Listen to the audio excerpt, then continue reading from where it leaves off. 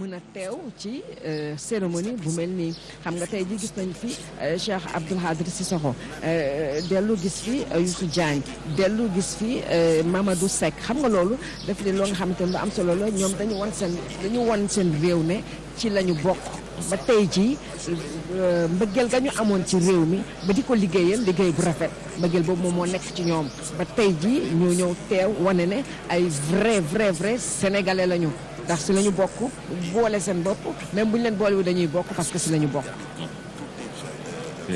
C'est très important Adja Rama quand même de rendre hommage à ces personnalités. Voilà, on les a sur cette image, le président Cheikh Abdou Khadre Sissoko, le président Youssou Diagne. Lui, il a dirigé l'Assemblée nationale. Youssou Diagne, c'était juste au début du premier mandat du président Abdoulaye Wade et il avait remplacé Cheikh Abdou Khadre Sissoko qui a été le président de l'Assemblée nationale sous le pouvoir socialiste. Et puis après Youssou Diagne, il y a eu donc Mamadou Seck qui a été président de l'Assemblée nationale. Pape Diop a également été président de l'Assemblée nationale. On ne l'a pas vu sur ces images, le président Pape Diop. Et puis il y a eu le président Macky Sall qui a également dirigé l'Assemblée nationale. Et puis aujourd'hui, donc c'est le président Moustapha Niasse qui est à la tête de l'Assemblée nationale. Wow. Et à l'image, Adja Rama, quelques ministres donc sur cette image. waaw mooy Ndeye Saly Diop Dieng.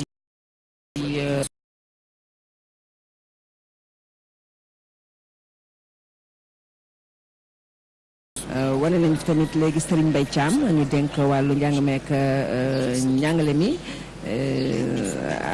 Cheikh gis nga place bu rafet bi fii tey jii le président de la République fas yéene toog jàkkaarloog nag juróom-ñaari sage yu conseil constitutionnel place bii la ñu defar mu doon place bu yanj place bu nga xamante ni fii lépp lu fi nit wax tey jii loolu mooy moom ngay doxal ëllëg.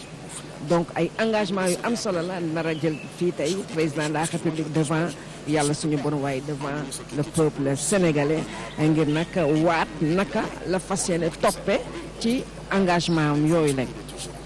Cheikh image yi rafet na trop ñu gis président assemblée nationale di waxtaan ak président au conseil de la des collectivités territoriales xam nga lii dafay wane rek ñëpp benn lañu.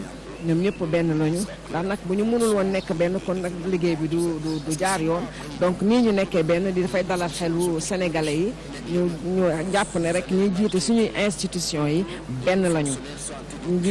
jaww ji ñu dénk wàllub yoon a ngoog Ismaïla Madior Fall jaww ji yëpp teew nañu tey jii ci xew-xew bi. waaw Cheikh dafa mel ne Pape Madi Diop ngi woote waaw Pape Madi bismillah. waaw effectivement Diarama Boy c'est pour un peu souligner ce caractère exactement Cheikh vient d'en parler. D'habitude on constatait l'installation du président par le Conseil constitutionnel. Ensuite il y a l'investiture qui se faisait au palais. Mais apparemment il semblerait que tout se fera sur la même place aujourd'hui.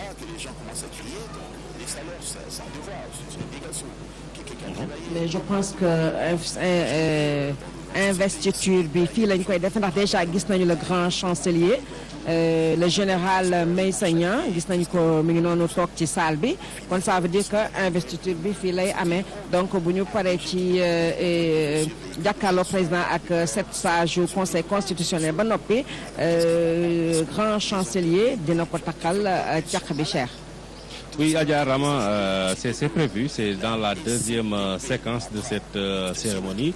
La première partie, vous l'avez rappelé, c'est les 7 sages qui reçoivent le serment du président Macky Sall. Et puis dans la deuxième séquence, il y aura l'investiture avec la remise du collier du grand maître au chef de l'État par le grand chancelier, vous l'avez dit, le général Meïssa Niang.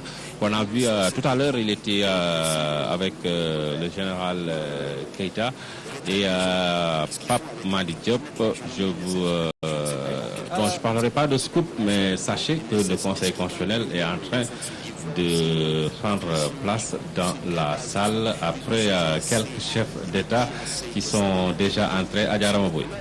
waaw Cheikh dama yëkkati sama bopp de daj si 7 sages yi ñuy jaar si suñu kanam ñu ngi noonu di jaar si suñu kanam jëm nag ci biir salle bi kon ñu jàpp ne waa conseil constitutionnel ñoom déjà dugg nañu ci salle bi ñu ngi waaj pour installer wu ngir door nag xew-xew bi. Voilà, ça annonce l'imminence du démarrage de cette cérémonie Adja Rama Boye.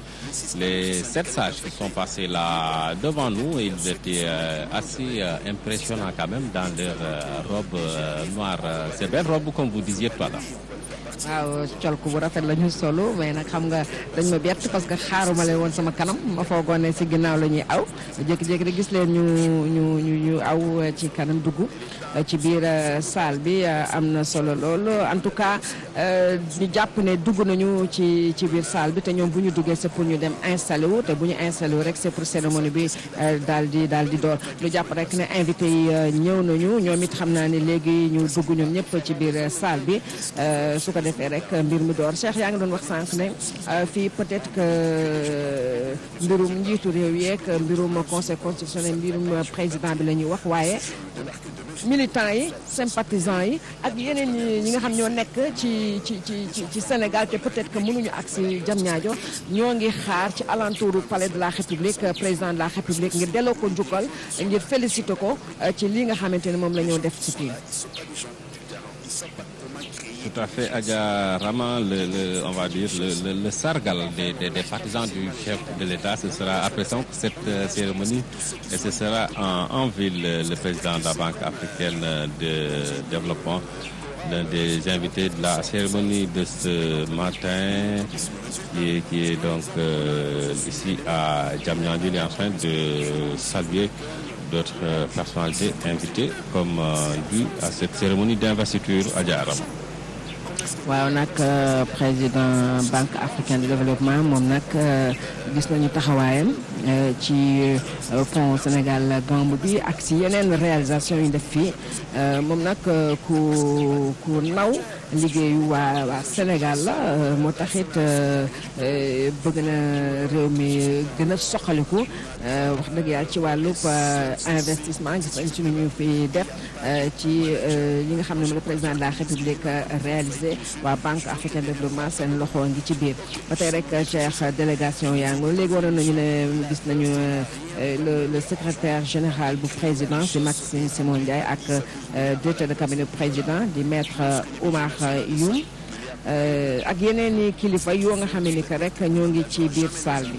Maxime Jean Simon Ndiaye qui est le secrétaire général de la présidence de la République. Un homme très effacé, cher.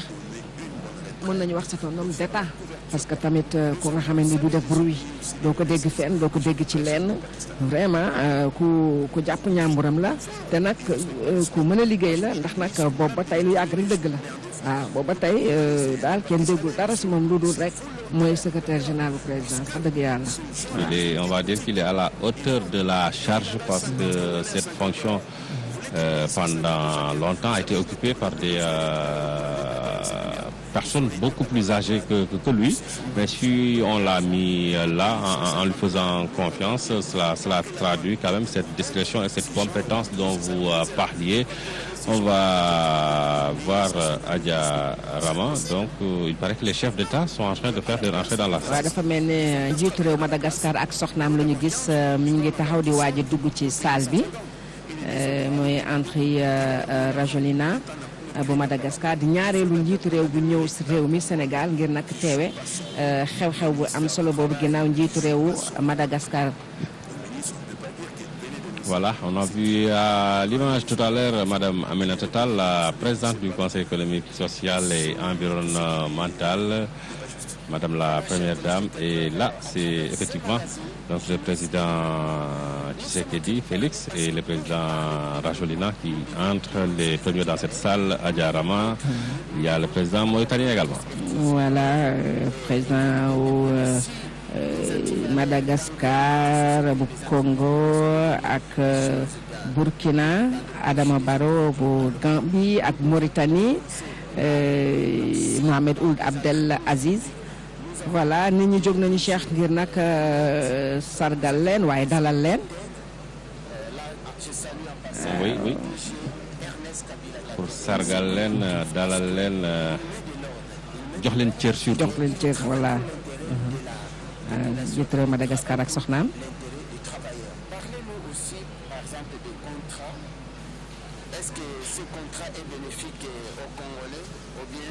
Andry Rajoelina. Le président Adama Barrow bu Gambie.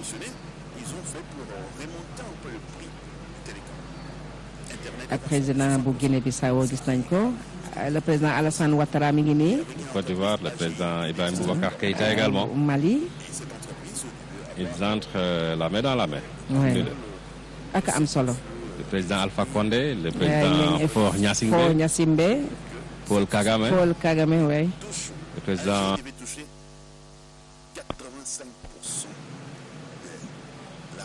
Le président Mohamed Ould Abdelaziz de la Mauritanie. Le président. Je ne l'ai pas bien aperçu. On va attendre un autre plan. En tout cas, Faure Gnassingbé moo ngi nii. Voilà, le président ak Alpha Condé bu Guinée Conakry. njiitu réew Éthiopie réew Pape Madi Diop. Voilà. Pape Madi est devenu éthiopien maintenant. waaw léegi éthiopien la. xam na Addis Ababa bu baax. Il va te dire merci à Diarama pour cette nouvelle nationalité. Le président du Nigeria, Buhari Muhammadu. Paul Kagame. George Weah, le président George Weah bu Libéria. Le président Mohamed Ould Abdelaziz bu Mauritanie. Le président Adjarama, le président Denis Sassou Nguesso qui est entré le dernier dans la salle et il y a une histoire à raconter autour de ce protocole parce que c'est le dernier président, c'est le président le plus ancien qui est entré le dernier et c'est le président le plus récent arrivé au pouvoir donc qui est entré, c'était Andry Rajoelina. Booy seet ci centre bi ci salle bi Félix Tshisekedi moo njëkk a dugg. def naa moom mooy président voilà moom moo ci mujj moom la ñu mujj tabb njiitu réewam. donc Denis Sassou Nguesso moo mujj a dugg ndax moom moo ci gën a ancien mooy njiitu réewu Congo voilà. Il sera le dernier chef d'État à entrer dans la salle avant le président Macky Sall qui va d'un moment à l'autre les rejoindre ici. Dans cette salle du centre des expositions de Diamniadio où se déroule la cérémonie de prestation de serment du président de la République. donc na jàpp ne Denis Sassou Nguesso bu Congo agsi na Paul Kagame agsi na Faure Gnassingbé bu Togo agsi na Mohamed Ould Abdel Aziz bu République islamique Mauritanie agsi na Alpha Condé bu Guinée Conakry agsi na Mouhamadou Issoufou bu Niger agsi na le président Alassane Ouattara bu Côte d'Ivoire agsi na José Carlos Fonseca bu République Cabo-Verde agsi na le président Ibrahim Boubacar Keïta bu Mali ñëw na José Mario Vaz njiitu réew Guinée-Bissau mi ngi fi Mouhamadou Buhari njiitu réew Nigéria Roch Marc Christian Kaboré njiitu réew Burkina Faso mi ngi fi njiitu réew Gambie Adama Barrow mi ngi fi George Weah njiitu réew Libéria mi ngi fi donc Julius Maada Bio di njiitu réew Sierra Leone ak it Charles Wok Zewde di njiitu réew Éthiopie Andry Rajoelina bu Madagascar ak kii di Félix Tshisekedi bu République démocratique bu Congo teew na ñoom ñëpp nag am na ñoo nga xamee ni que ay njiitu gouvernement la ñu bëgg a moom ak bu Ghana ak it ministre du commerce bu Turquie moo fi teewal njiitu réewu Turquie kii di Mohamed Boun Abdallah Dionne di njiitu gouvernement bu Sénégal nañu ci ëpp ci ñoom ñoo xam ne moom moo leen nag teeru dalal leen ak it gouvernement am ñoom ñëpp teew nañu kilifa institution réew mi kilifa diina yeeg aada yëpp teew nañu teew nañu fii tey jii ci centre des expositions bu Dakar li ci des rek mooy xaar président Macky Sall mu ñëw nag ndax 7 sages yi ñoom it dugg si nañu ci salle bi xam naa su président accès rek xew-xew bi door. Adjarama, une image sympathique avec les présidents Ibrahim Boubacar Keïta du Mali, Alassane Ouattara de Côte d'Ivoire et Alpha Condé de Guinée qui sont en train de discuter avec le sourire sur cette image des chefs d'État qui se connaissent très bien puisqu'ils sont de la même génération et qu'ils ont partagé quand même certains moments d'opposition avant d'arriver au pouvoir dans leur pays respectifs. Adjarama, vous l'avez dit donc, toute la Mohamedou Buhari du Nigeria, on a vu tout à l'heure également le président Denis Sassou Nguesso et le président Faure Essozine Gnassingbé, président de la République du Togo. Denis Sassou Nguesso et je rappelle président de la République du Congo, c'est lui dans cette salle, le président le plus ancien en termes d'arrivée au pouvoir, bien entendu, et c'est Félix Tshisekedi de la République démocratique du Congo qui est arrivé au pouvoir le dernier, c'était il y a tout juste quelques mois à Yaramoboy. waaw Cheikh comme ni nga ko waxee rek li des nag ci ñu door li nga xam ne moom mooy xew-xewu tey bi bariwul président de la République Macky Sall moom la ñuy xaar ndax invité yëpp dugg nañu te it ñi nga xamee ni que rek ñun ñoo ñëw ngir nag teew ci xew-xew bu am solo bi ñoom ñëpp dugg nañu ñi ngi xaar rek du yàgg président ñëw ngir nag ñu door li nga xamee ni que rek tey moom moo ñu fi dajale di xew-xew bu am solo ci réewu Sénégal tamit comme ni muy nekk ci yeneen i réew yi ndax lii daf di loo nga xam ne rek lu am solo la boo génnee ci élection présidentielle il faut nga def prestation de serment ngir nag mën a door nag sa liggéey donc waa moo nekk noonu xam naa nag li des njiitu réew mi dugg si yàggul léegi na fi mu nekk nii Cheikh ñëpp a ngi ni tekk di ko xaar léegi mu ñëw.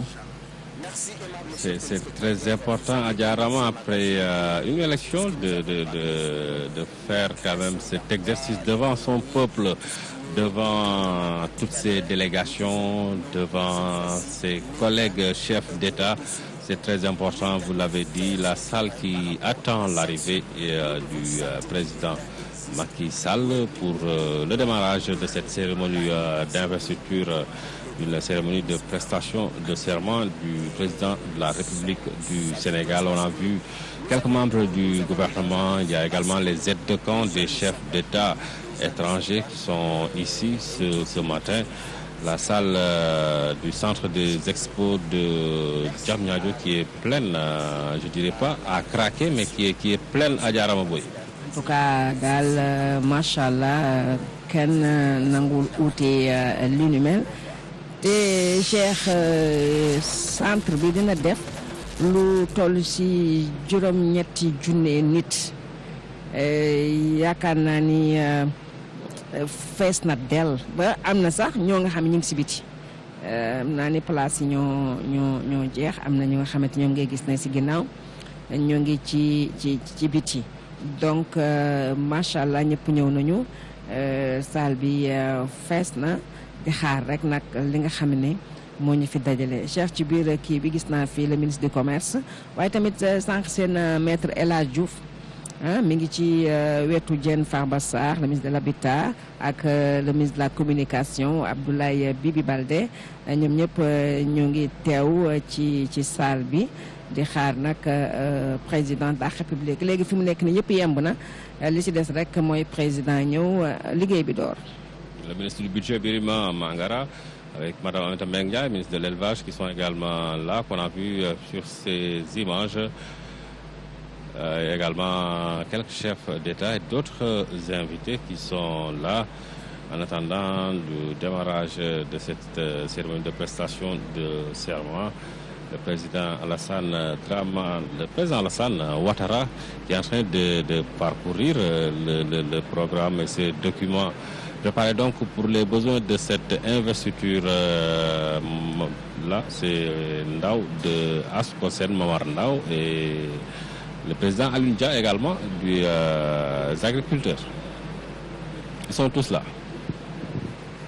tey kenn wutewu ko parce que nag mbiru réew mi yëpp la ñi nga xamante ne mënuñu sax ñëw ñu ngi toog seen kër di ko teewe ndax nag moment yu am solo la te loolu la nag ñëpp nag di bañ ko raté da cee baax pour nag nga xam li nga xamante ne rek moo waral bisub tey bi nga Momar Ndao moo yor consommateur yi te consommateur itam dañu bëgg ku leen fi teewal. Le maire de Guédiawaye Aliou Sall teew na te daal maire commune d'arrondissement yi ñoom ñëpp ñoo ngi fi loolu nekk na lu am solo ndax nag ñoom ñoo gën a jege nit ñi ndax li fi am dafa di loo nga xamante ne rek lu am solo la ba kenn war ko wuute rawatina ñi nga xamante ne rek dañoo yor ay ndombal tànk ci réew mi war kaa teewe war a xam nag ana lan moo waral li ni mel kon bu ne saa rek Cheikh xam naa du yàgg président ak si ngeen ñu dool cérémonie bi. Oui, dans un petit instant il sera là, le président Macky Sall, pour la cérémonie de prestation de serment. Toute la salle est là et on attend que lui et le Conseil constitutionnel donc pour le démarrage.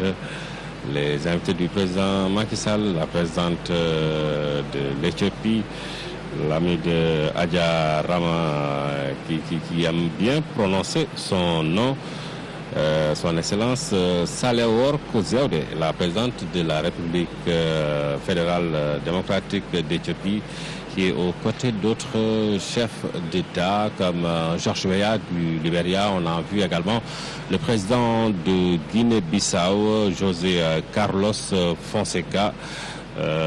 Non, José Mario Vaz, je voulais dire qu'il est le président de la République de Guinée-Bissau. José Carlos Fonseca est lui président de la République de Cabo Verde. xam nga réew mu nekk ak na ngay doxalee sa cérémonie d'investiture ñeneen i gan ñi tamit dañuy bëgg a xam naka la koy Sénégalais di doxalee moo tax nag duñ ko wutee Cheikh. Oui, la cérémonie va bientôt démarrer. On va laisser les téléspectateurs vivre avec nous l'ambiance donc du démarrage de cette cérémonie. Si je ne me trompe, ce sont les greffiers qui sont déjà en place à Diarama pour donc accueillir les membres du Conseil constitutionnel et le chef de l'État, le président Macky Sall. En tout cas, robe noire yi ñëw nañu ñi ngi xaar ñoom daal ñooy ñi nga xamante ni ñoom ñooy njëkk a door cérémonie bi du ñàkk di woo kenn par kenn ngir ñu mën a toog ndax gis nga leen nii du yàgg ñoom ñëpp ñu teew ñoom bu ñu teewee rek daa xam naa ne si la yëf yi di door ñoo ngi noonu daal ñaari jigéen la ñu gisagum voilà. Voilà, les 7 membres du Conseil constitutionnel qui font leur entrée maintenant.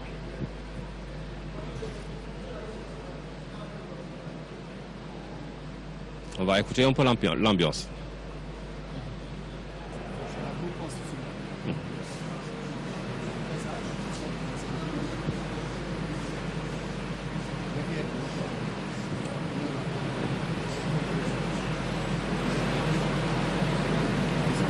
Voilà la salle qui se lève pour l'entrée des 7 membres du Conseil constitutionnel, précédé déjà par la greffière en chef du Conseil constitutionnel. Et là, voilà le président du Conseil constitutionnel, Pape Oumar Sakho, qui est là avec toute son équipe toutes mes excuses pour m'être trompé en disant tout à l'heure Pape Ousmane Sakho, c'est bien Pape Oumar Sakho, le président du Conseil constitutionnel. Oui, Pape Ousmane, c'est son frère. Voilà. Donc, c'est la même famille. Voilà. Mais lui, c'est Pape Oumar. Merci pour la précision, Adja Rama.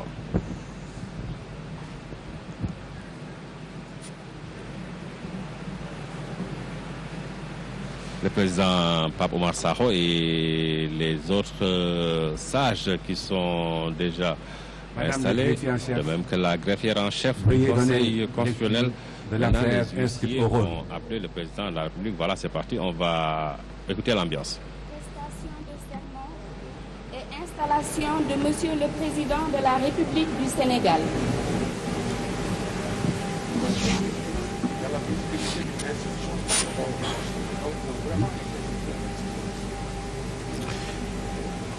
Monsieur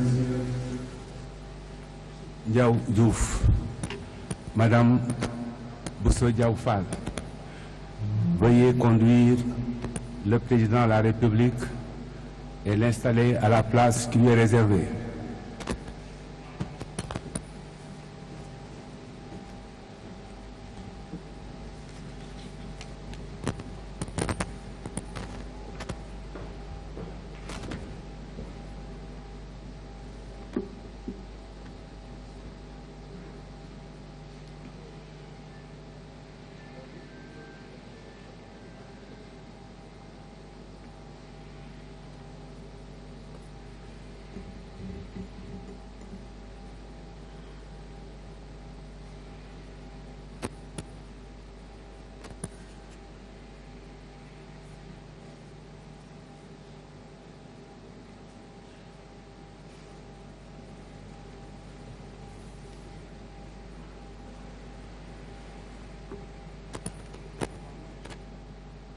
waaw Cheikh, comme ni nga ko gisee waa conseil constitutionnel ñooy dem jëli président de la république gunge ko ba mu ñëw toog ci chaise bi comme ni ñu ko gisee nii.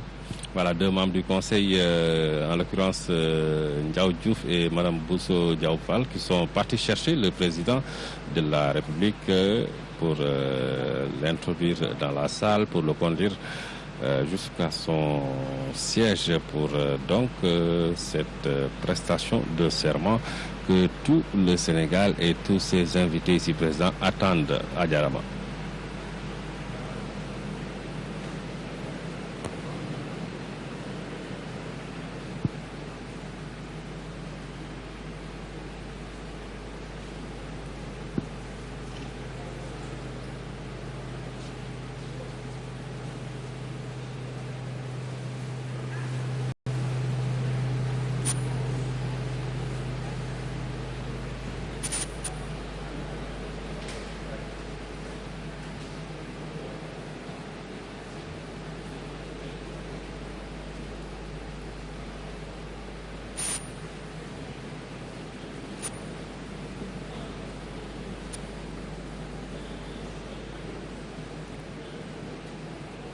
Madame le greffier en chef, veuillez donner lecture des visas et du dispositif de la décision numéro 4E 2019 du 5 mars 2019 du Conseil constitutionnel.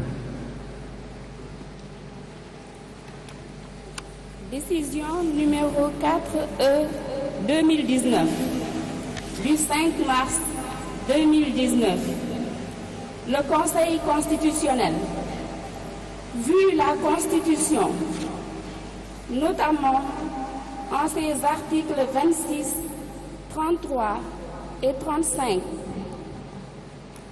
vu la loi organique numéro 2016-23 du 14 juillet 2016 relative au Conseil constitutionnel, vu la loi numéro 2017-12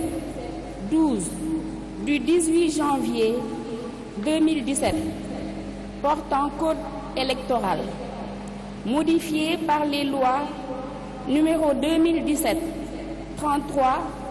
du 21 juillet 2017 et numéro 2018-22 du 4 juillet 2018.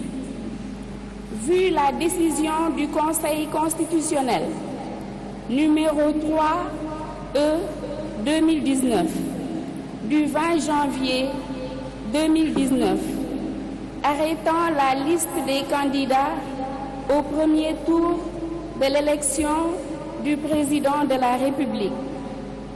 Vu la lettre numéro 82 PPCAD-FM du 28 février 2019 du premier président de la Cour d'appel de Dakar, président de la Commission nationale de recensement des votes, transmettant le procès-verbal des résultats provisoires du premier tour de l'élection présidentielle et les pièces y annexées. Après en avoir délibéré conformément à la loi, proclame, article 1er, Monsieur Macky Sall est élu président de la République du Sénégal. Article 2, la présente décision sera affichée au greffe du Conseil constitutionnel et publiée au journal officiel de la République du Sénégal. Monsieur le Président de la République,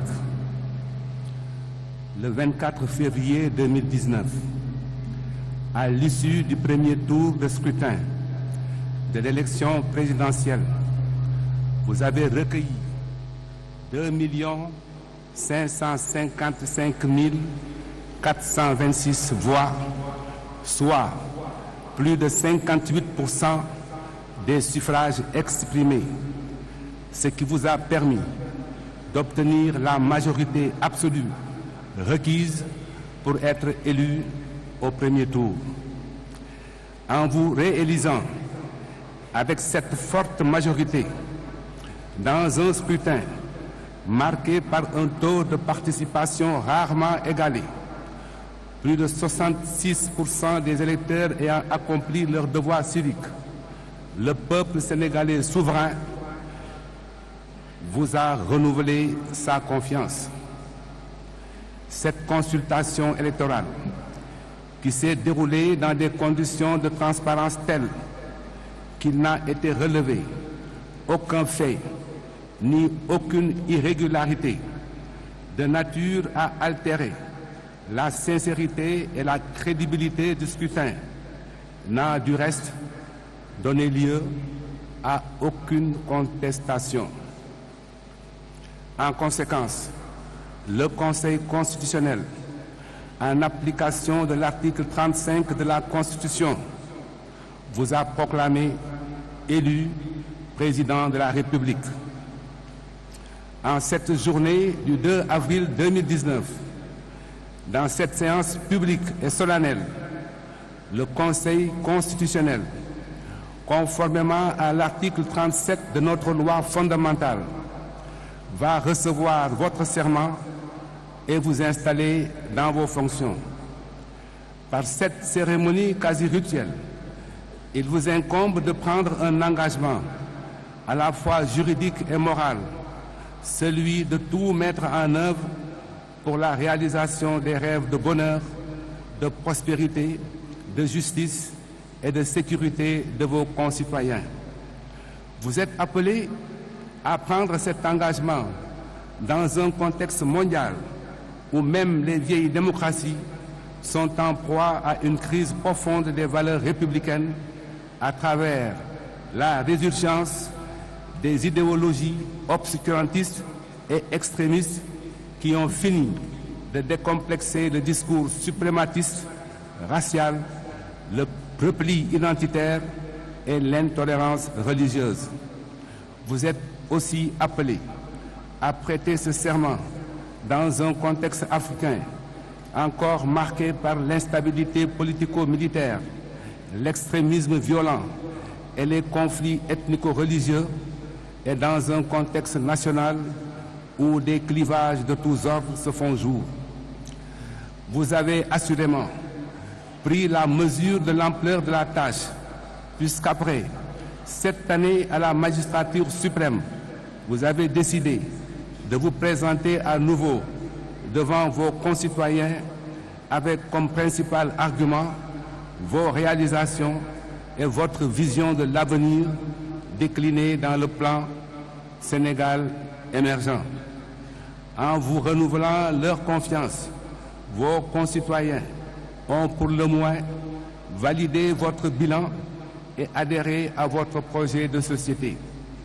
Le Conseil constitutionnel vous exprime par ma voix ses très chaleureuses et sincères félicitations. Excellences, Mesdames et Messieurs, chers concitoyens, le Sénégal vient encore une fois, à travers ce processus électoral, de marquer son attachement aux valeurs démocratiques qui constituent les fondements de la République. Cependant, si l'élection présidentielle est, comme indiqué tantôt, le moment du bilan pour le président de la République sortant, elle constitue également un moment d'introspection générale au plus profond de notre moi collectif et un critérium pertinent permettant de mesurer la maturité de nos institutions républicaines, de notre conscience citoyenne et aussi l'ancrage de nos élites politiques et intellectuelles dans ce qu'il convient d'appeler une culture de l'état de droit. Le pacte démocratique et l'état de droit supposent en effet un rapport positif à la loi et aux institutions, c'est-à-dire, pour reprendre le mot de François Host, une inclination à la civilité républicaine. Il suppose en outre un respect mutuel et un esprit de dépassement entre les acteurs du jeu politique en vue de surmonter la suspicion entre adversaires politiques afin de trouver un minimum de consensus sur les questions essentielles, notamment en matière électorale. Il suppose enfin la participation active à la vie de la cité de personnalités indépendantes et suffisamment équidistantes, des partis qui pourraient se retrouver en situation de conflit pour se donner la légitimité d'arbitres ou de médiateurs impartiaux en vue de la pacification de l'espace social et politique. Il semble bien que des efforts soient encore nécessaires en la matière. L'histoire politique du Sénégal n'a certes pas été un long fleuve tranquille. Parfois, elle a en effet mis en présence des adversaires irréductibles. Ces derniers ont cependant toujours su prendre suffisamment de hauteur pour s'asseoir autour d'une table afin de trouver des points d'équilibre improbables et des consensus inédits en vue d'aller toujours plus avant dans notre longue marche sur le chemin de la démocratie. Force est de constater aujourd'hui une mutation des mœurs politiques à travers la substitution au dialogue fécond de monologues parallèles faits d'invectives et de calomnies dans les médias et les réseaux sociaux. C'est fort de ce constat que le Conseil constitutionnel, malgré le caractère non public et non contradictoire de ces procédures, mais conscient que sa mission de sauvegarde de la volonté de l'électeur et de garantie de la sincérité du scrutin doit s'appuyer sur une démarche empreinte de transparence, a ouvert ses activités à la présence des représentants des candidats et à des personnalités sans affiliation connues à une entité politique. Ce choix se justifiait par le souci d'instaurer un climat apaisé, non pas au sein de la société, dont la sérénité n'a jamais été prise à défaut, mais entre les différents acteurs politiques. Le Conseil constitutionnel ne se faisait cependant pas d'illusions, car la contestation principielle de la loi sur le parrainage et la confiscation du débat citoyen avaient pour conséquence logique la contestation de la mise en œuvre de la dite loi et au-delà, la contestation des institutions. Ces institutions, si souvent prises à partie aujourd'hui, sont pourtant celles qui, en l'espace de 12 années, ont permis 2 alternances démocratiques. C'est pourquoi il faut rendre hommage aux forces de défense et de sécurité, à l'administration chargée des élections, à la Commission électorale nationale autonome, au Conseil national de régulation de l'audiovisuel, à la Commission nationale de recensement des votes, aux commissions départementales de recensement des votes et aux délégués de la Cour d'appel pour avoir, encore une fois, avec discrétion et efficacité, permis aux citoyens d'exercer leur droit de vote dans un cadre organisé, transparent et sécurisé. C'est aussi le lieu de saluer la maturité des électeurs qui, à nouveau, ont fait preuve de responsabilité et de discernement pour la préservation de nos acquis démocratiques. Ces électeurs, composantes anonymes et laborieuses de la société, n'ont fait ni vœu de contestation systématique, ni allégeance inconditionnelle à quelque chapelle politique que ce soit. Ils savent cependant que leur voix compte et attendent patiemment le jour du scrutin pour exprimer leur choix. Il faut apprendre à les respecter et à compter avec eux. En allant massivement aux urnes, ils ont su préserver la paix sociale par leur comportement civique, renouvelant ainsi leur confiance aux institutions républicaines impliquées dans le processus électoral. Le discours politique gagnerait à s'élever à la hauteur de la conscience citoyenne de ce peuple, afin que le Sénégal reflète enfin et pour toujours l'image de la démocratie mature et apaisée qu'il est réellement. Monsieur le Président de la République, si cette élection du 24 février 2019 a été si particulière, c'est aussi, et peut-être surtout, parce que de nouvelles perspectives économiques semblent s'ouvrir à notre pays. Elles en ont décuplé les enjeux et exacerbé les passions. Les Sénégalais sont conscients qu'ils entrent dans une nouvelle ère. Ils l'appréhendent autant qu'ils l'espèrent, car ils savent qu'elle sera, en fonction de ce que nous en ferons, une bénédiction ou une malédiction. L'expérience, c'est en effet ce qu'on fait de ses propres erreurs, mais c'est aussi les leçons que l'on tire des erreurs des autres. En vous faisant dépositaire de leur confiance, vos compatriotes vous confient surtout leur espoir de paix, car la paix est aux États ce que la santé est aux hommes. Sans elle, rien n'est possible. On ne le sait souvent qu'après l'avoir perdu. Ils vous confient aussi leur espoir de cohésion nationale, afin que dans ce monde plein d'épines, le Sénégal reste un espace de paix d'où seraient bannis les affres de la division et la violence sous toutes ses formes. Les Sénégalais vous confient enfin l'avenir de la jeunesse, exposée au fléau de la migration clandestine, afin qu'elle ne se mue plus jamais en argonaute des temps modernes, errant à travers déserts et océans, dans une odyssée où elle ne rencontre que désillusion, intolérance et humiliation. Il s'agit certes d'un phénomène complexe et difficile à éradiquer, mais s'agissant d'une question qui engage notre dignité d'Africains, le difficile, c'est ce qui doit être fait tout de suite. L'impossible devant juste prendre un peu plus de temps.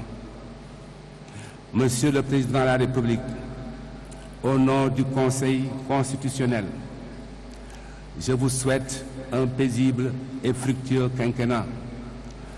J'associe à ces vœux Madame Marième Faye Sall, votre épouse, sans la sollicitude et l'action de laquelle votre mission n'aurait gagné qu'en complexité.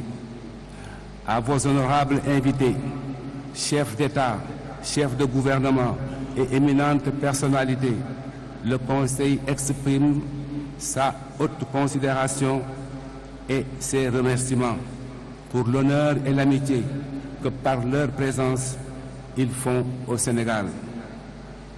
Monsieur le Président de la République, à compter de ce jour et pour les 5 années à venir, il vous incombe, incarnant la nation et symbolisant la République et ses valeurs, d'assumer à nouveau la plus haute charge de l'État. Que Dieu, le Tout-Puissant, vous y aide. Monsieur le Président de la République, veuillez vous lever.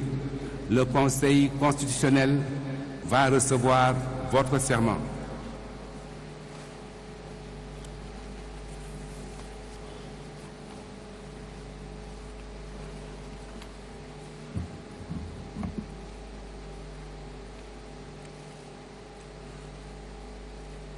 Devant Dieu et devant la nation sénégalaise, je jure de remplir fidèlement la charge de président de la République du Sénégal, d'observer comme de faire observer scrupuleusement les dispositions de la Constitution et des lois, de consacrer tous mes efforts, toutes mes forces à défendre les institutions constitutionnelles, l'intégrité du territoire et l'indépendance nationale, de ne ménager enfin aucun effort pour la réalisation de l'unité africaine.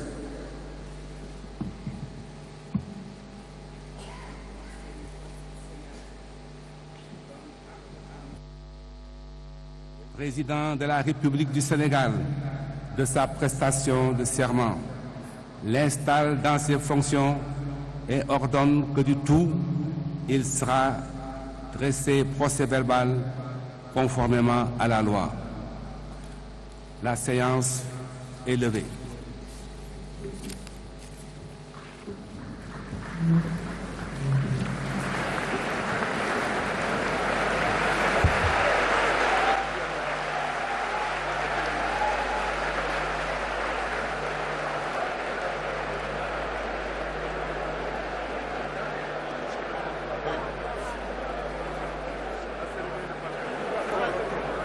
Il faut bloquer. Ça qui a manqué au début, quoi. De cette cérémonie d'investiture avec la prestation de serment du président de la République devant les 7 sages du Conseil constitutionnel qui sont en train de se retirer. Cette première partie est très très importante, le moment donc où le Conseil constitutionnel reçoit le serment du président de la République. Après, il y aura la deuxième partie, la deuxième séquence avec la remise du collier de grand maître au chef de l'État par le grand chancelier Adjara Boye. waaw Cheikh comme ni nga ko waxee noonu la cérémonie prestation de serment bi moo jeex ni léegi ni président remercier 7 sages du Conseil constitutionnel léegi nag cérémonie d'investiture bi moom mooy ñëw léegi daal di door ak saq bi nga xamante war nañ ko takkal waaye tamit dafa mel ne daal yenn ci parc armée bi war nañu ko delloo ndukkal te it daal moom président la def discours d'investiture am le président Denis Sassou Nguesso muy waxtaan ak xale yi Amadou ak rakam Ibrahima ak ki nga xam ne moo fi nekkoon njiitu réew Nigéria Olusegun Obasanjo président yaa ngi toog ba tey di xaar ndax nag des na ñaareelu parti xew-xewu tey bi muy cérémonie d'investiture bi moom la ñuy xaar ci lu ñu jublu noonu. Voilà la deuxième partie donc de cette cérémonie avec la remise du collier du grand maître au chef de l'État par le grand chancelier. C'est également une partie importante de cette cérémonie d'investiture. Adja Rama, on va en profiter pour préciser que la grande chancellerie est composée d'anciens fonctionnaires de classe exceptionnelle et des administrateurs civils, des magistrats, des diplomates, des généraux. Il y a également des écrivains. Ça, c'est pour la composition de la grande chancellerie, le Conseil constitutionnel qui était là tout à l'heure pour recevoir le serment du président de la République et lui composé de magistrats en activité ou à la retraite et de professeurs d'université. Ils sont choisis donc pour un mandat de 6 ans, un mandat qui est non renouvelable. On va remercier nos amis comme Ibaba de la RTS et Daha et tous les autres membres qui par moment nous donnent de petites informations. C'est bien, c'est bien.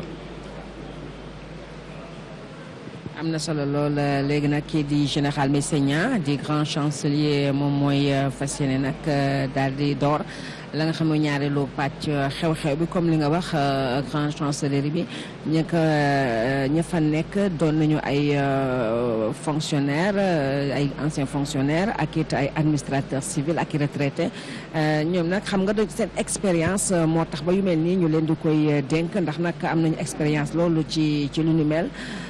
ba tax na nag seen njiit di général bi di général Meissa Niang du yàgg nag moom ci wàllu boppam mu door ci xew-xew bi nga xam nekk na moom ci wàllu bopp nu mu ko gisee xew-xew bu gën a màgg ci carrière am xam nga taxal président de la république caq bi nekk na loo nga xamante ne rek lu ko neex la moom ci wàllu boppam moo ko wax ginnaaw bi mu doon amal ab waxtaan bu am solo ak suñu naatangoo yi.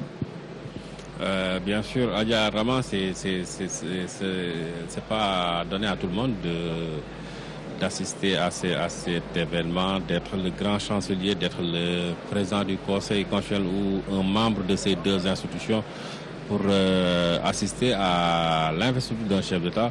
C'est quelque chose quand même de très rare, d'exceptionnel qu'il faut saluer. Le général Meissa Niang qui est donc à la tête de la chancellerie après avoir dirigé avec brio la gendarmerie nationale. Actuellement, il est donc là pour une nouvelle mission. C'est lui donc qui va accrocher donc la croix, qui va remettre donc le collier. C'est bien ça, le collier du grand maître chef de l'État. Ce sera dans un petit instant le temps pour les organisateurs de procéder à quelques petits réglages. Adja Rama. xam nga sànq maa ngi doon wax ne réew bu nekk ak ni ñu koy defee ñu nag nu ñu koy defee maanaam daal dafay simple kilifa yi ak ñi nga xam ñoo jógee ci yeneen réew ñoo koy teewe ak waa réew mi. waaye du am benn xumbeel du am dara loo nga xam ne dafay daal am bruit bu bëri yooyu yëpp dañu koy bàyyi ba président pare fii ba génn dem nag buy demee nag bay waaj a dem nag egg ca pale ba foofu nag la xumbeel yeeg yooyu yëpp di am ngir nag réew mi tamit foog ñu delloo ko njukkal bu baax a baax rawatina militants yi ak sympathisants yeeg yeneen ñi nga xam ne ñoo dëkk ci réew mi te mënuñoo agsi ba Diamniadio ñoom foofu lañ koy xaar ci booru palais de la République. léegi nag comme cette charge ñoom retiré wu nañu li ci des rek mooy cérémonie d'investiture bi Cheikh. Voilà, la cérémonie d'investiture avec le président Macky Sall qui revient dans la salle. Il est en compagnie des membres de la grande chancellerie. On va écouter un peu. Monsieur le Président de la République, nous vous reconnaissons comme grand maître de l'Ordre national du Lion.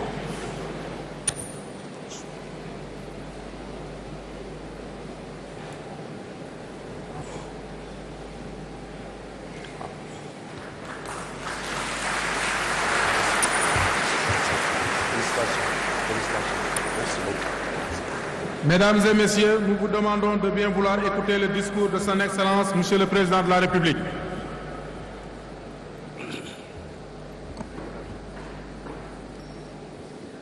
Excellences, Madame, Messieurs les chefs d'État, chères sœurs, chers frères, Mesdames les Premières Dames, Monsieur le Vice-président,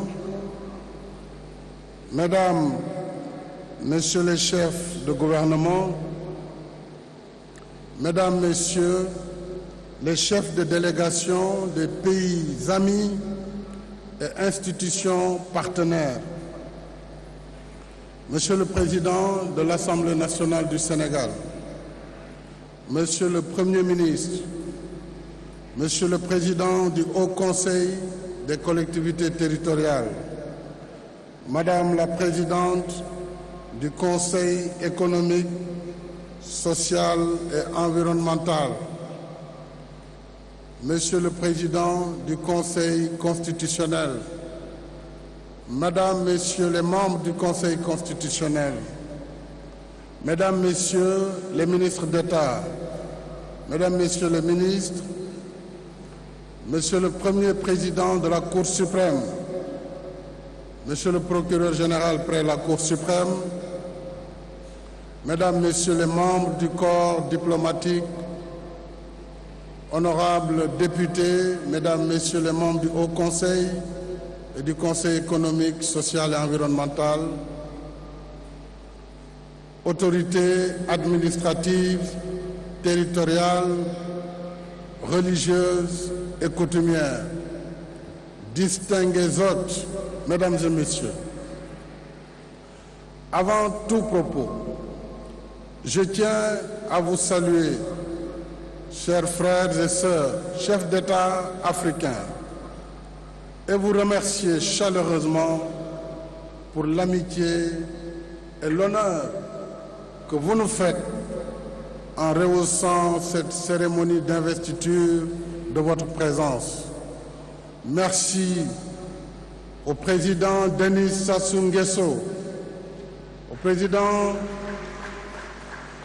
Paul Kagame, au président Faure Gnassingbé,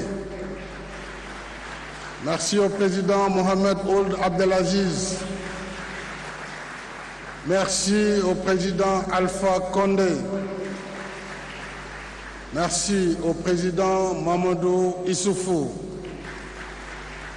merci au président Alassane Ouattara, merci au président José Carlos Fonseca, merci au président Ibrahim Boubacar Keïta, merci au président José Mario Vaz, merci au président Mohamedou Bouhari, merci au président Roch Marc Christian Kaboré, merci au président Adama Barrow, merci également au président Georges Weah, merci au président Julius Mada Bio,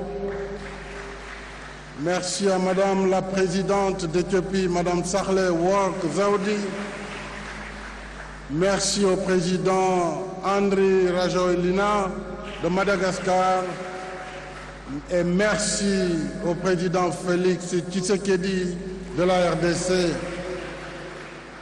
Je voudrais également remercier le Premier ministre du Gabon, le vice-président du Ghana, et je reviendrai tout à l'heure sur toutes les délégations étrangères ici présentes.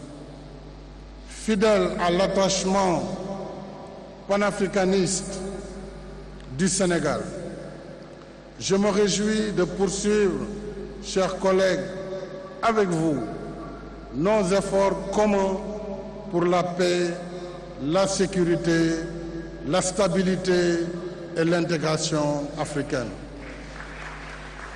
Je remercie tous les pays et institutions partenaires qui ont envoyé des délégations à l'occasion de cette cérémonie, ainsi que tous nos invités ici présents. Au nom du peuple sénégalais et en mon nom personnel, je vous souhaite la bienvenue et un agréable séjour parmi nous. Monsieur le Président du Conseil constitutionnel, je voudrais vous remercier, ainsi que les membres du Conseil, pour vos félicitations et vos propos aimables. Le 24 février dernier, les citoyens sénégalais se sont massivement rendus aux urnes avec un taux de participation de 66,23% pour choisir, dans le calme et la sérénité, leur futur président de la République. Les observateurs nationaux et internationaux ont salué à l'unanimité la bonne organisation du scrutin et attesté que le vote a été libre et transparent. Le mérite en revient au peuple sénégalais. Je rends grâce à Dieu. Je réitère ma profonde gratitude aux citoyennes et citoyens qui m'ont renouvelé leur confiance à une majorité confortable de 58,26%. Je ressens dans cette confiance renouvelée un honneur pour le bilan qu'elle approuve et une motivation à poursuivre mes efforts pour répondre aux espérances de la nation.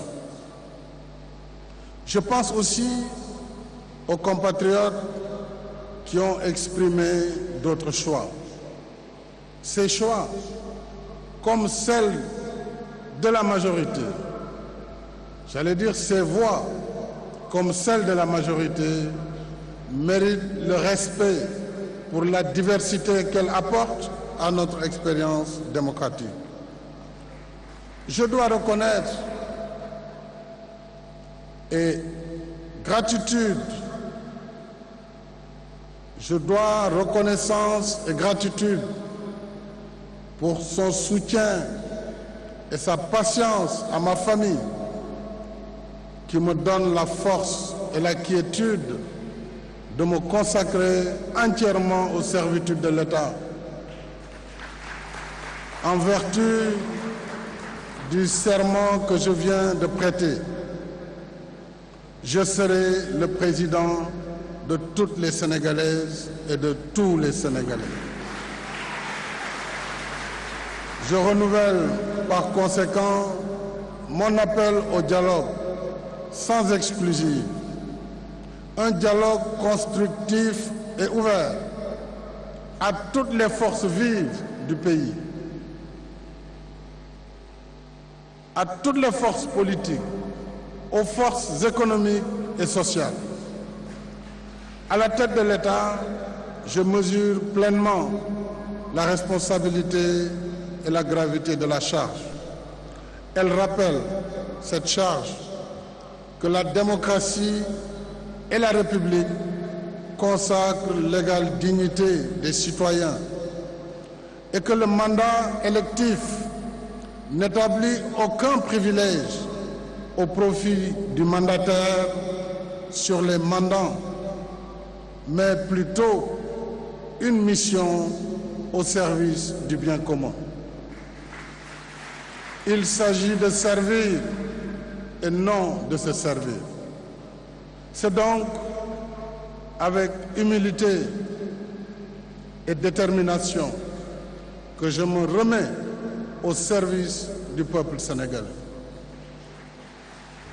Au cours des 7 dernières années, je me suis pleinement consacré à l'avènement d'un Sénégal pour tous, à travers le plan Sénégal émergent et en mettant en place des politiques publiques fondées sur l'équité territoriale et la justice sociale.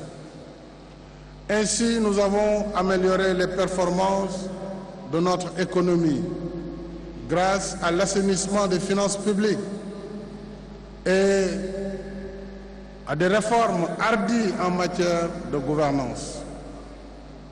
Nous avons réalisé des infrastructures structurantes, redressé le secteur de l'énergie, désenclavé des zones isolées et apporté des services sociaux de base dans des localités jusque-là défavorisées.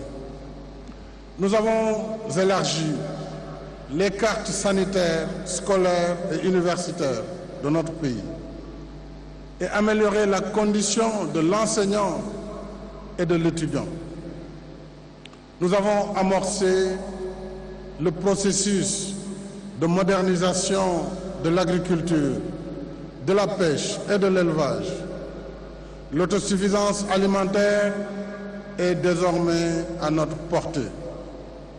Nous avons mis en place des instruments novateurs d'inclusion sociale et d'équité territoriale, notamment le programme d'urgence de développement communautaire, le programme d'urgence de modernisation des axes et territoires frontaliers,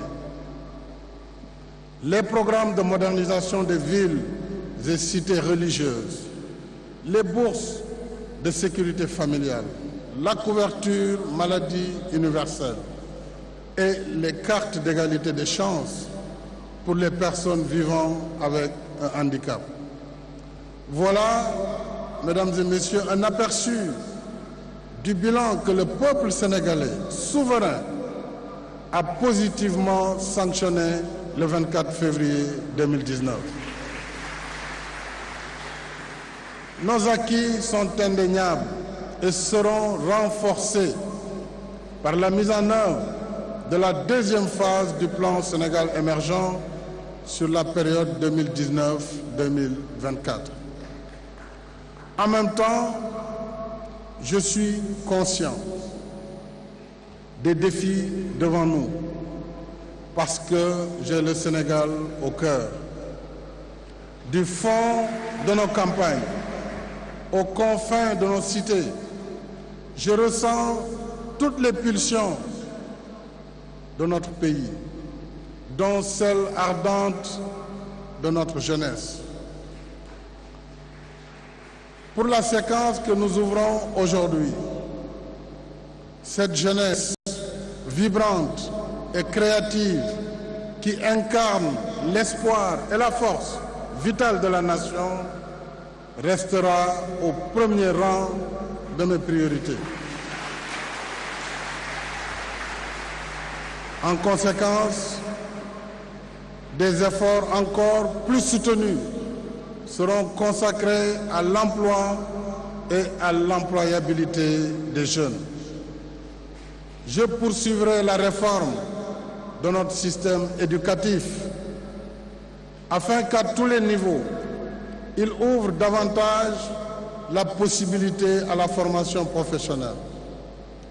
Je renforcerai par conséquent les initiatives et programmes dédiés à l'apprentissage au métier et à l'esprit d'entreprise, comme la formation école-entreprise, en collaboration avec le secteur privé, la délégation à l'entrepreneuriat rapide pour les femmes et les jeunes et l'Office national de la formation professionnelle. De même, le réseau des centres de formation professionnelle et technique sera étendu à raison d'un centre au moins dans chacun de nos 45 départements. L'ADER et le Fonds de garantie des investissements prioritaires soutiendront davantage les jeunes créateurs de start-up, en particulier dans l'économie numérique. Je porterai également une attention particulière aux politiques publiques en faveur des femmes et des filles. Toujours à la tâche, dans nos villes comme dans nos campagnes, les femmes sont des héroïnes au quotidien. Nous ne pourrons pas avancer sur la voie du développement en laissant derrière plus de la moitié de notre société. Nos mères, nos épouses, nos sœurs et nos filles. Toutes les initiatives de soutien à l'amélioration de la condition féminine seront par conséquent maintenues et renforcées. Je pense aux facilités en matière de soins de santé pour la femme et les enfants à bas âge, aux équipements d'allègement des travaux pour les femmes, au financement de la délégation à l'entrepreneuriat rapide, au fonds d'impulsion de la microfinance, au nouveau fonds de promotion de la microfinance islamique et à la construction de nouveaux centres d'assistance et de formation dédiés aux femmes et aux jeunes filles. La troisième priorité que je compte mettre en œuvre tient à l'amélioration de notre cadre de vie, à la promotion d'un habitat décent pour tous et à la sauvegarde de notre environnement. Il y a urgence à mettre fin à l'encombrement urbain.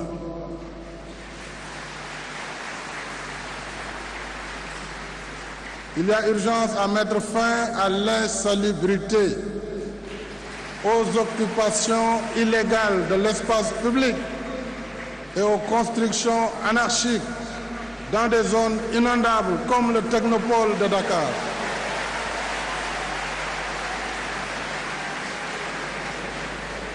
J'appelle à une mobilisation générale pour forger l'image d'un nouveau Sénégal. Un Sénégal plus propre dans ses quartiers, plus propre dans ses villages, plus propre dans ses villes. En un mot, un Sénégal avec zéro déchet.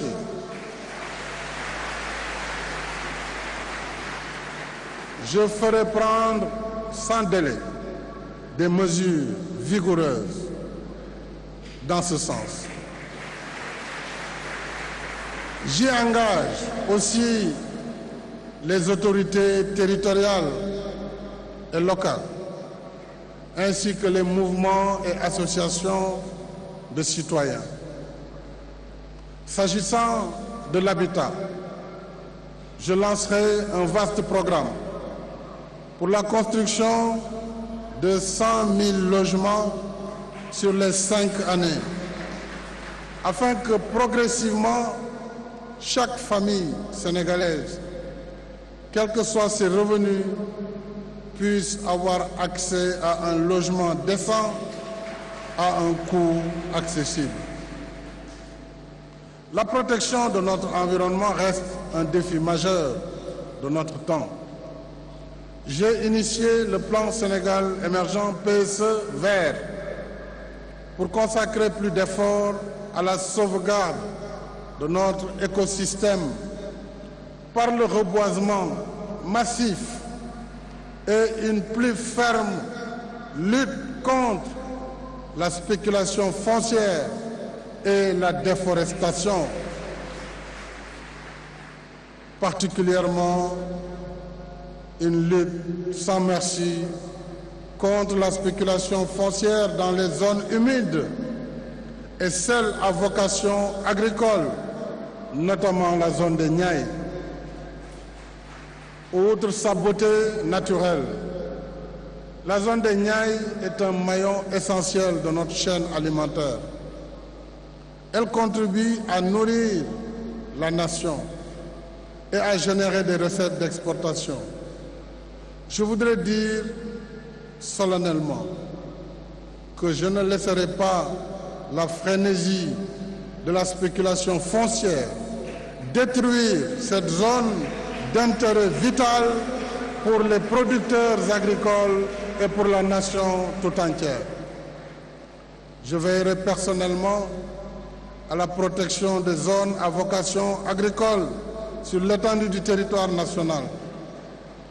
En même temps, dans le processus d'aménagement de nouvelles zones urbaines de Diamniadio et du Lac Rose, je réitère l'attention particulière que j'accorde à la préservation de l'écosystème, en particulier la conservation du baobab, ce grand arbre multiséculaire, emblème de notre pays.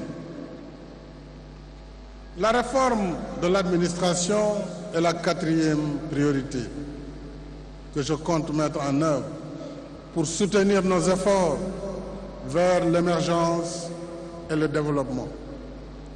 Notre administration, ancienne et rompue à la tâche, est l'épine dorsale de l'État.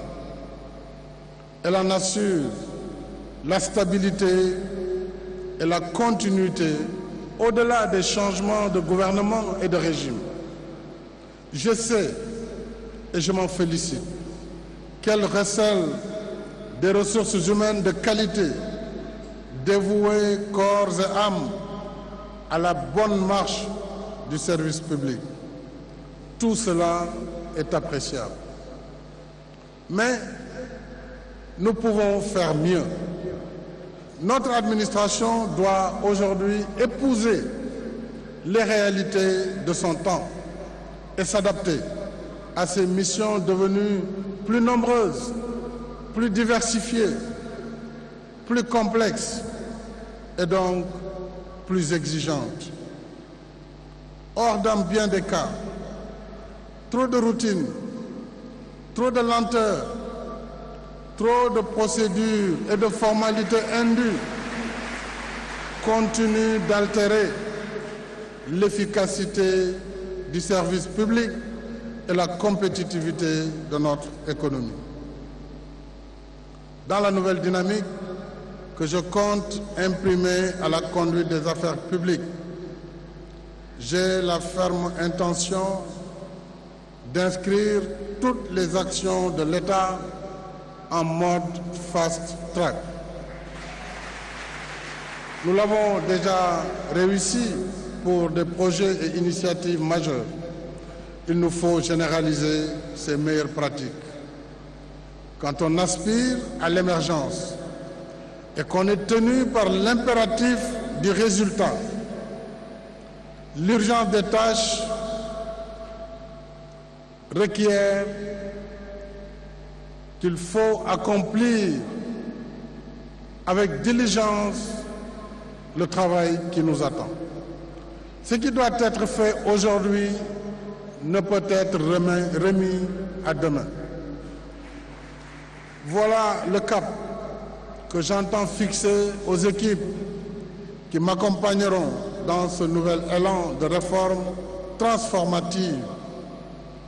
En tant qu'usagers du service public, nous attendons tous de l'administration qu'elle soit plus accueillante à notre endroit, plus diligente dans son fonctionnement et plus performante dans ses résultats.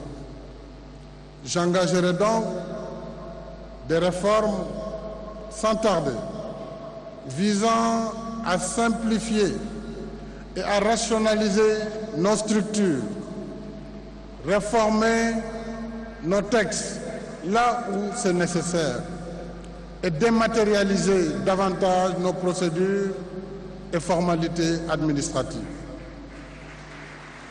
Dans la continuité du Forum national de l'administration tenu en avril 2016, il s'agit de moderniser davantage notre système administratif de façon à ce qu'il réponde mieux à ses missions régaliennes de service public et de développement. J'appelle donc chaque agent de l'administration à être un acteur et un partenaire de cette mutation qualitative. Dans le même esprit, je compte saisir l'Assemblée nationale afin qu'elle accompagne les changements dans la gouvernance de l'exécutif. pour un meilleur suivi des politiques publiques. Pour ce chantier et pour d'autres, l'ardeur de la tâche ne doit jamais tempérer notre détermination à explorer de nouveaux horizons pour mener notre pays vers plus de progrès et de prospérité. Telle est la finalité que j'assigne à notre ambition collective de réaliser le Sénégal de tous, le Sénégal pour tous. Ensemble, mes chers compatriotes, ayons la confiance qui féconde l'action et le résultat. Ensemble, gardons à l'esprit que cette nation qui nous rassemble sous son ombre protectrice est beaucoup plus grande que la somme de toutes nos ambitions réunies. Ensemble, restons dans le temps de l'action et continuons notre marche résolue vers le Sénégal émergent. Ensemble, dans un monde de turbulences et d'incertitudes, restons fidèles aux générations passées et dignes des générations futures en maintenant notre cher pays dans les eaux calmes de la paix, de la stabilité et du développement solidaire et inclusif. Notre histoire commune nous le commande. Notre destin partagé nous le demande.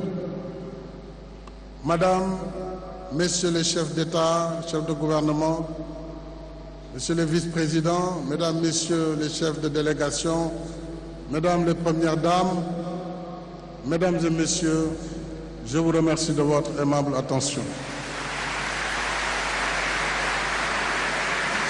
Son Excellence, Monsieur le Président de la République, va maintenant recevoir successivement les félicitations de Madame la Première Dame, accompagnée des enfants du couple présidentiel, de leur Excellence, Madame et Messieurs les chefs d'État et de gouvernement, et enfin des chefs de délégation. Vous êtes priés de rester sur place.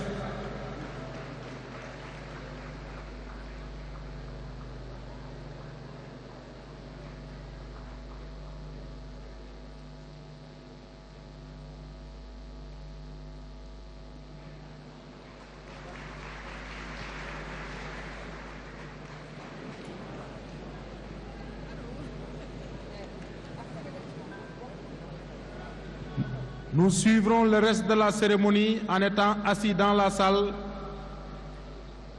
sur les écrans géants. Donc je vous prie de rester assis. La cérémonie n'est pas encore terminée.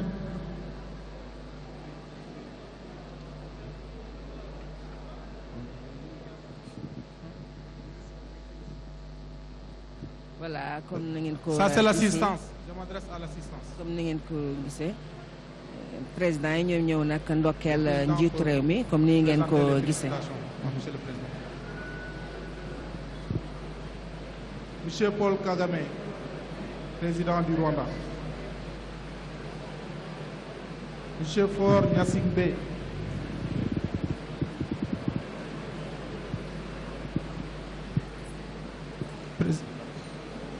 Président du Togo. Son Excellence, Monsieur Mohamed Ould Abdel Aziz, président de la République islamique de Mauritanie.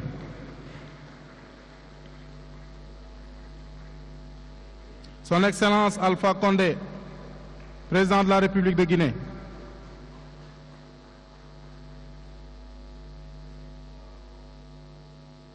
Son Excellence Monsieur Mamadou Issoufou, président de la République du Niger.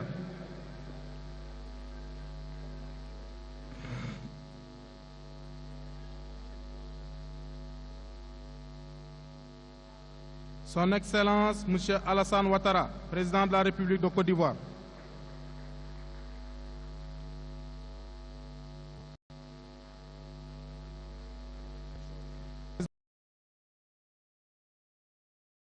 Président de la République de Cabo Verde.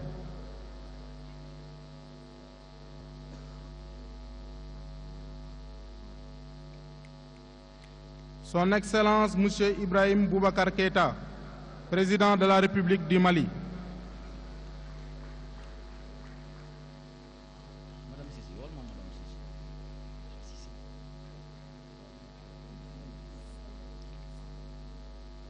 Son Excellence Monsieur José Mario Vaz, Président de la République de Guinée-Bissau.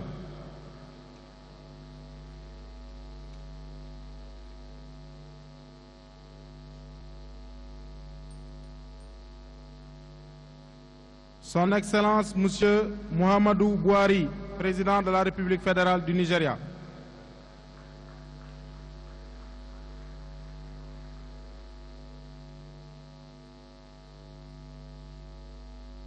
Son Excellence Monsieur Roch Marc Christian Kaboré, Président du Faso.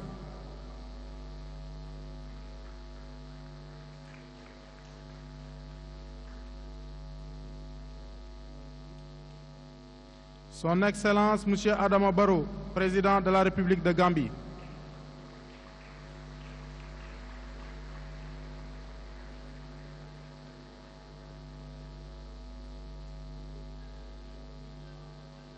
Son Excellence Monsieur George Weah, Président de la République du Libéria.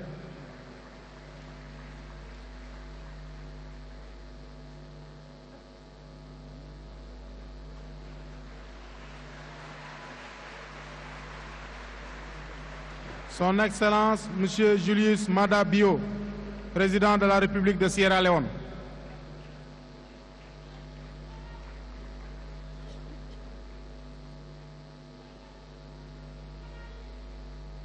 Son Excellence Madame Sahle Work Zewde, Présidente de la République fédérale démocratique d'Éthiopie.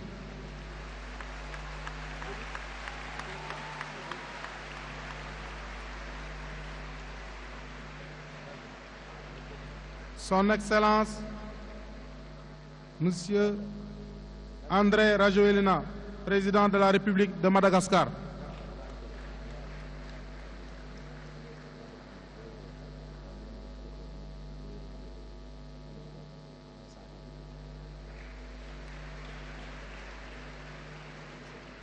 Son Excellence Monsieur Félix Tshisekedi, Président de la République démocratique du Congo.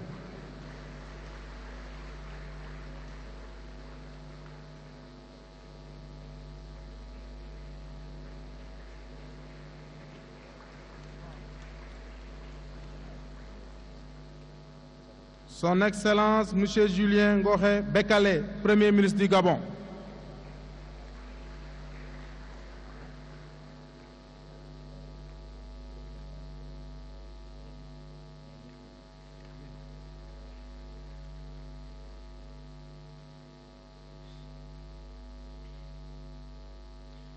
Mesdames et Messieurs,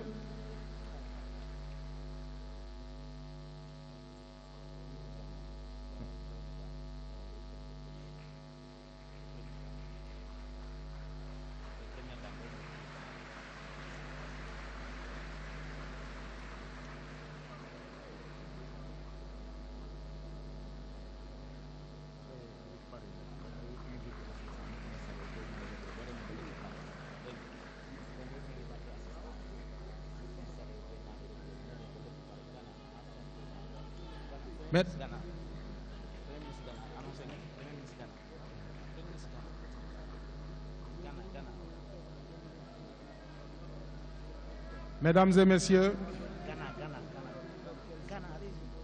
Monsieur le Premier ministre du Ghana,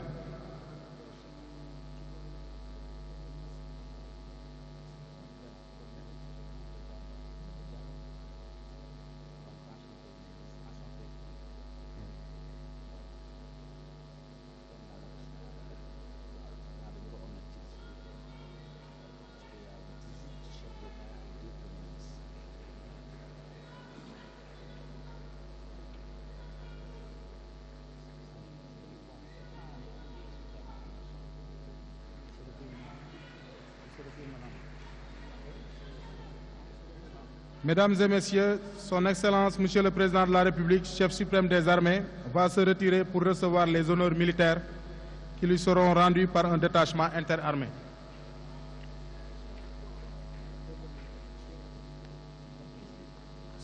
Ce sera en compagnie de Monsieur le général de corps d'armée, chef d'état-major général des armées, et les chefs d'État et de gouvernement et de délégation.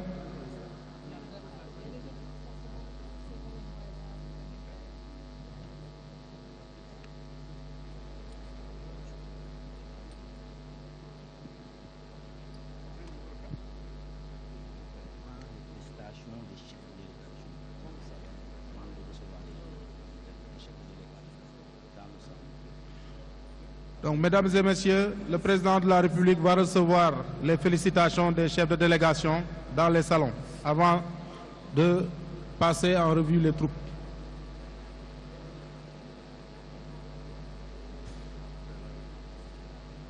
Juste après la revue. À présent, donc, il va se retirer pour recevoir les honneurs militaires qui lui seront rendus par un détachement interarmé. Il sera accompagné du général de corps d'armée Cheikh Gueye, chef d'état-major général des armées. Les chefs d'État et de gouvernement et de délégation suivront cette séquence dans 2 salles attenantes. Nous demanderons respectueusement à l'assistance de rester assis pour suivre cette séquence non moins importante de la cérémonie sur les écrans géants disposés dans la salle. waaw comme ni ngeen ko gisee président de la république jël na ñi nga xam mooy ndokkeelu nattangoom yi bàyyi ko ci yeneen réew ak it njiitu gouvernement yi fi teewal seen gouvernement léegi nag président dafay génn dem nag ndax nag suñu mbokk soldat si ñoom it foog ñu wane seen bopp bu baax a baax ndax si mbir bi la ñu bokk Cheikh foog ñu delloo ko njukkal ak nañu ko mu ne waaw. Oui, bien sûr, Ramaboy, vous avez tout à fait raison. Le président de la République va recevoir les honneurs militaires. Et n'oublions pas que c'est lui le chef suprême des armées, le président de la République. Donc c'est tout à fait normal qu'après donc cette prestation de serment qu'il reçoive les honneurs militaires. C'est tout à son honneur, on va dire, Adjarama. Et ce sera certainement la dernière phase, le dernier cachet, disons, officiel de cette cérémonie, puisqu'après les honneurs militaires, donc, nous l'avons entendu, le président de la République va saluer les autres délégations qui sont ici à Diamniadio, après avoir reçu les félicitations quand même des chefs d'État et de gouvernement qui étaient là. Il va recevoir les félicitations des autres délégations.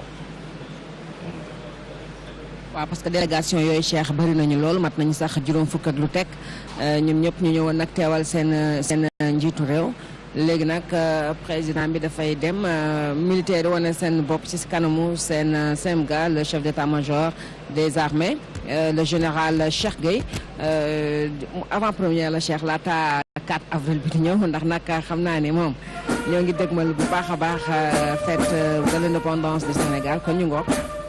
Voilà, on va suivre l'ambiance à Yarama.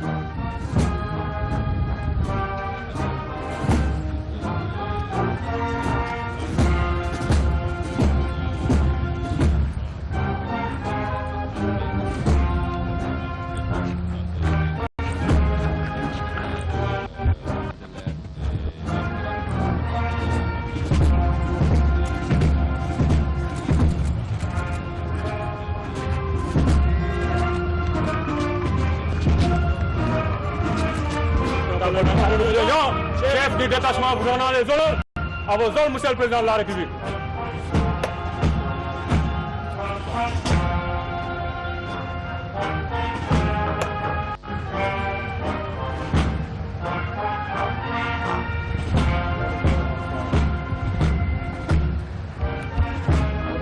am na solo lool Cheikh Traoré suñu jàmbaar yi ñetti pàcc nekk fii ñi nga xamante ne rek ñoo yor maat yi ak ñi nga xam ne moom la ñuy yóbbu ca géej gi ji waa marine nationale ak it ñi nga xam ñoo yor nag la jëm ca jaww ja muy nag roplaan yi wax dëgg yàlla kenn ku si nekk rek boo wanee sa bopp rek ñu xam ne jàmbaar nga ndax nag ay jàmbaar lañu. président nag génnoon ñoom it ci seen façon ñu delloo ko njukkal félicité ko ci anam yi mu gën a rafete président nag jaar noonu seen kanam wax dëgg yàlla xam naa ni tamit rafet na loolu li armée bi def ñu def ko nag ci kanamu seen njiit di le général Cheikh Gueye.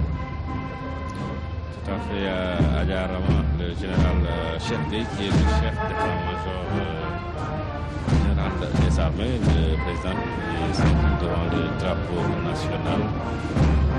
Ça a son importance après donc avoir passé en revue ce bataillon interarmée qui était donc là pour lui présenter les honneurs de l'armée. Il s'agit d'éléments de l'armée de terre, de l'armée de l'air et de la marine nationale qui ont rendu ces militaires donc les honneurs au président de la République Macky Sall, le chef suprême des armées qui vient de prêter serment au cours de cette cérémonie d'investiture, ce qui donne le coup d'envoi donc à son deuxième mandat à la tête de ce pays en tant que président de la République après sa réélection à Adja Rama Boye. C'était le 24 février dernier.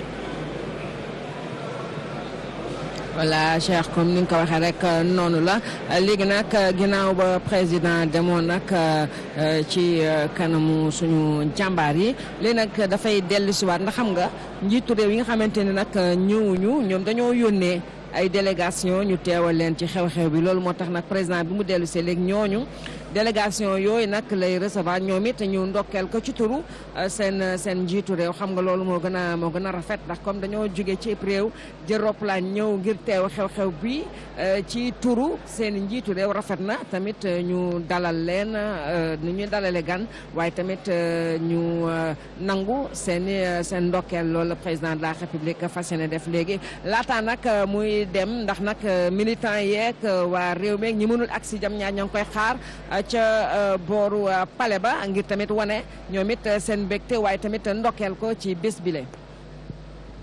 Oui, Adja Rama Boye, les délégations donc présentes ici à Diamniadio vont à leur tour féliciter le président Macky Sall après sa prestation de serment, après son investiture ici à Diamniadio.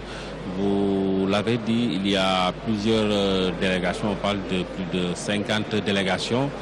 Les membres de ces délégations sont donc là pour représenter leur pays ou d'autres chefs d'État ou de gouvernement empêchés. Donc eux vont présenter les condoléances de leur pays, vont présenter, autant pour moi, les félicitations de leur pays au président Macky Sall après sa prestation de serment. On voit ici sur ces images Adja Rama, les membres du gouvernement, d'autres personnalités, l'ancien footballeur El Hadji Ousseynou Diouf.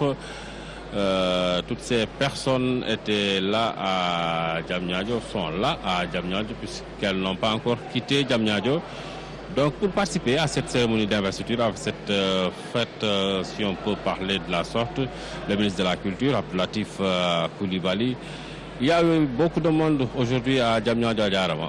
waaw ñëpp ñëw nañu tey ji ci centre des expositions bu Dakar ngir nag teewe li nga xamante ne rek tey ji moom moo ñu fi indi woon tey muy cérémonie d'investiture bu président de la République waaye tamit prestation de serment bi nga xam ne war na ko def ko ci kanamu conseil constitutionnel waaye tamit ci kanamu waa Sénégal waaye tamit ci kanamu yàlla suñu borom ndax nag loo waat rek ci kanamu suñu borom la kon nag ñi nga xam ne ay naatangoom lañu jóge ci yeneen réew ñoom ñëpp teewoon nañu wax dëgg yàlla comme ni ngeen ko gisee ci image yi waa réew mi tamit kenn desu si comme ni nga ko gisee léegi Alaaji Ousseynou Diouf di international sénégalais boobu xarañ lool ci wàllu football di ndaanaan nag ci football moom it mi ngi fa gisoon nañu sànq tamit ay kon mi ngi fi woon kilifa diina yeeg aada yi suñu mbokki chrétiens yi nga xam ne Cheikh dañ leen di rek ziar ci weer bu sell bi ñu nekk di weeru koor gi Monseigneur gis ngeen ko ñëwoon na képp ku nga xamante ne rek daal ci réew mi nga bokk di kilifa teew nga tey ak gouvernement bu Abdoulaye Dione waa assemblée tamit te suñu gannaaw conseil économique social et environnemental rek ñoom ñëpp teew nañu Cheikh Traoré dafa mel ni Pape Madi oui Pape Madi waaw on aurait souhaité peut-être la conclusion de tout cela. On va aller rapidement voir de l'autre côté ce qui se passe, cher. Oui, je pense que tout a été dit ici, Adja Ramaboy. Nous sommes donc revenus sur le caractère officiel, la partie officielle donc de cette cérémonie d'investiture. Maintenant, il y a les délégations qui vont féliciter le président Macky Sall. Donc après les présidents et chefs de gouvernement qui sont là à Diamniadio, c'était donc une belle cérémonie, on va dire, Pape Madi. Et il y a eu beaucoup de monde. On a parlé de milliers de personnes ici au centre des expositions de Diamniadio, dans cette grande salle, Adja Rama. Je pense que xew bi neexoon na. amoon na solo daal en tout cas Cheikh yaakaar naa ni comme ni ko Madi Diop waxee am na beneen xew-xew bu ñuy xaar xanaa rek comme suñu mbokk téléspectateurs yi seetaan nañu ndorteel yi ba njeexteel yi du ñu def rek lu dul gërëm leen sant leen te rek jox leen dig daje ba beneen yoon wala jox leen dig daje ak suñu naatango yi nga xam ne ñu ngi ñuy xaar ca wetu palais ba. Voilà, merci Adja Ramaboy. Pape Madi? Oui, cher.